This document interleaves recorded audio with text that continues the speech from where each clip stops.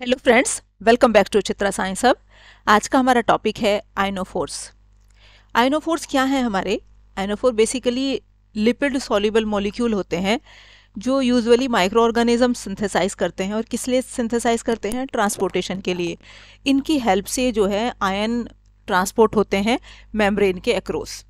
आयनोफोर्स जो है ब्रॉडली दो क्लासेस में हमने डिवाइड किया, एक करियर आयनोफोर्स, एक चैनल फॉर्मिंग आयनोफोर्स। ये फिगर में हम देख पा रहे हैं, ये है हमारे करियर आयनोफोर्स और ये है चैनल फॉर्मिंग आयनोफोर्स। अभी बेसिकली होते क्या हैं देख लेते हैं हम। करियर आयनोफोर्स क्या है? This carrier ionophores surrounds the metal ion, shield it from the surrounding environment and facilitates its transport across the hydrophobic interior of lipid bilayer. ये क्या करते हैं?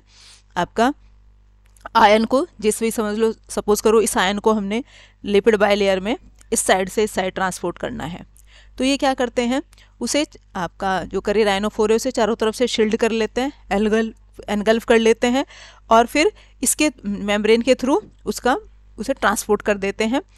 इसके इंटीरियर के थ्रू आपका इसे एनगल्फ कर लेंगे। तो और एनगल्फ करने से क्या है, फिर इसे इधर से लेके इसके थ्रू ट्रांसपोर्ट मेम्ब्रेन के थ्रू ट्रेवल करके इस साइड मेम्ब्रेन के दूसरी साइड आके और इसे इस तरफ छोड़ देते हैं। Carrier ionophore transport ions while diffusing through the lipid bilayer. Lipid bilayer के थ्रू डिफ्यूज होकर एक साइड से दूसरी साइड इसे छोड़ देते हैं, forming a coordinated complex with the ionophore in which an ion and the ionophore combine is in 1:1 ratio. एक करियर आयनोफोर एक आयन को आपका ट्रांसपोर्ट करता है, तो इसलिए जो कॉम्प्लेक्स बनता है वो 1:1 रेशियो का बनता है, एक आयन और एक आपका आयनोफोर। The ionophore wrap around the ion and ion is coordinated with the ionophore by oxygen atom present in the ionophore molecule through ion dipole interaction। जो आयनोफोर आयन को व्रैप कर लेता है और व्रैप करके आपका जो कोऑर्डिनेट किस तरह से करता है वो आयनोफोर के साथ, जो आयनोफोर के साथ जो ऑक्सीजन एटम प्रेजेंट होते हैं वो उस आयन के साथ क्या है, आपका सेकेंडरी बॉन्डिंग बना लेते हैं। सेकेंडरी बॉन्डिंग वो आपकी हाइड्रोजन बॉन्डिंग भी हो सकती है, आयन आयन डायपोल इंट्रैक्शन भी आपका हो सकता है। तो उसके साथ आपका कोऑर्डिनेट करके आयन और मेम्ब्रेन के दूसरी तरफ ट्रांसपोर्ट हो जाता है। अब दूसरे चैनल फॉर्मिंग आयनोफोर क्या है? Channel forming ionophore introduces a hydrophilic pore into the membrane. ये मेम्ब्रेन के जो है चारों तरफ, मतलब मेम्ब्रेन के बीच में एक पोर बना देता है। इसके थ्रू आयंस इजीली ट्रांसपोर्ट हो पाते हैं, allowing ions to pass through it without being in contact with the membrane hydrophobic interior. और जो हमारे आयन है वो मेम्ब्रेन के इंटीरियर के आपके कांटेक्ट में आते ही नहीं है। आपका सपोज करो इस आयन को हमने ट्रांसपोर्ट करना है, तो इस चैनल के थ्रू वो आयन आपका इस तरफ से इस तरफ आपका ट्रांसपोर्ट हो जाता है। Valinomycin a well known carrier ionophore specially by doctor Hadley with K+ ion. Valinomycin एक जो है वेल नोन आयनोफोर है जिसके थ्रू क्या है, पोटेशियम आयन ट्रांसपोर्ट होते हैं। K+ fit accurately into the valinomycin coordination site. ये आपका K+ जो है एक्यूरेटली फिट हो जाता है वेलिनोमाइसिन के साथ और आपका दूसरी तरफ ट्रांसपोर्ट हो जाता है। The rigidity of valinomycin complex makes this site too large to accumulate sodium ion और लिथियम आयन प्रॉपरली। अब ये जो आपका है इसका साइज इतना बड़ा होता है आपका कि K+ ही उसके साथ प्रॉपरली फिट हो सकता है, ना तो सोडियम हो सकता है ना लिथियम हो सकता है। तो इसके थ्रू इसलिए वो सेलेक्टिव है, केवल पोटेशियम आयन उसके थ्रू ट्रांसपोर्ट हो सकता है। किसके थ्रू? वेलिनोमाइसिन के थ्रू केवल पोटेशियम आपका ट्रांसपोर्ट हो सकता है। सोडियम और लिथियम चूंकि हमारे छोटे हैं उसके साथ पूरी तरह से फिट नहीं हो पाते। वेलिनोमाइसिन का जो साइज है वो बड़ा है और ये हमारे छोटे हैं। However the sodium ion bind effectively with the ionophore monensis. Sodium ion जो है वो इफेक्टिवली किसके साथ बाइंड कर सकता है? मोनेंसिन के थ्रू। तो स्पेसिफिक हमारे जो है आयनोफोर होते हैं स्पेसिफिक आयन के ट्रांसपोर्ट के लिए। Ionophore as antibiotic. Ionophore are produced naturally by a variety of microbes and act as defense against competing microbes. ये हमने भी पढ़ा कि आयनोफोर को कौन सिंथेसाइज करता है? माइक्रो ऑर्गेनिज्म सिंथेसाइज करते हैं। तो इन्हें हमारे माइक्रोब्स जो है हमारे सिंथेसाइज करते हैं और ये क्या काम, ये हमारे क्या करते हैं? ये डिफेंस का काम भी करते हैं हमारे। Ionophore disturb the transmembrane ion concentration gradient required for the proper functioning and survival of the micro organism and thus have antibiotic property.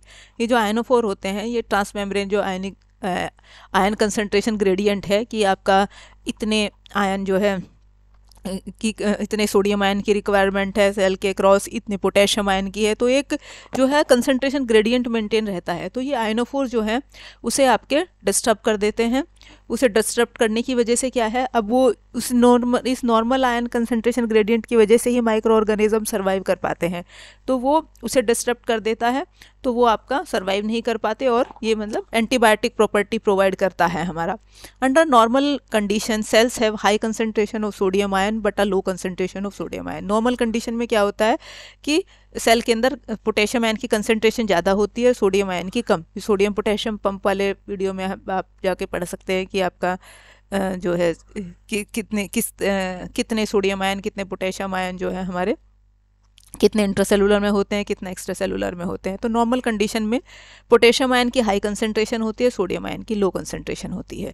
The concentration of ions in the extra cellular medium is just the reverse. ये तो cell के अंदर की बात है, और extra cellular में cell के बाहर बिल्कुल जस्ट उल्टा होता है। ऐसे high concentration of sodium ion but low concentration of potassium ion. Sodium ion की कंसंट्रेशन हाई होती है और पोटेशियम की कम। तो सेल के अंदर बाहर दोनों तरफ कंसंट्रेशन ग्रेडियंट का डिफरेंस होता है।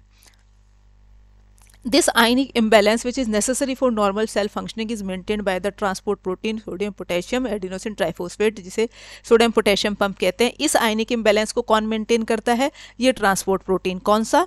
Sodium potassium pump. ये हमारा जो ट्रांसपोर्ट प्रोटीन है ये इस आयनिक इम्बैलेंस को मेंटेन रखता है। Which pump sodium ion out of the cell in the exchange of potassium ion. ये सोडियम आयन को बाहर करता है, आपका पंप करता रहता है। तो इस जो है इस आयनिक इम्बैलेंस को जो है सोडियम पोटेशियम पंप मेंटेन करता है।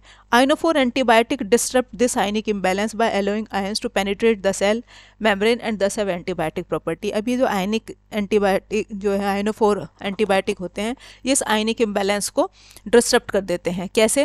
मतलब आयंस इसके थ्रू पेनिट्रेट होते रहते हैं, कि जैसे वो सोडियम आयन बाहर पंप कर रहा है तो आप क्या है कि वो अंदर पंप करना शुरू कर देगा। तो मतलब जो है आयन जो है एक आयन अंदर जा रहा है एक बाहर जा रहा है, तो क्या रहेगा कि मतलब दूसरे आयन को भी अंदर पंप कर देगा। तो इससे क्या है कि जो है कंसंट्रेशन ग्रेडियंट जो है वो हमारा क्या है वो डिस्टर्ब हो जाएगा। तो इस वो नॉर्मली सेल की फंक्शनिंग के लिए रिक्वायर्ड है, हमारा माइक्रो ऑर्गेनिजम्स के सर्वाइवल के लिए रिस्पॉन्सिबल है वो।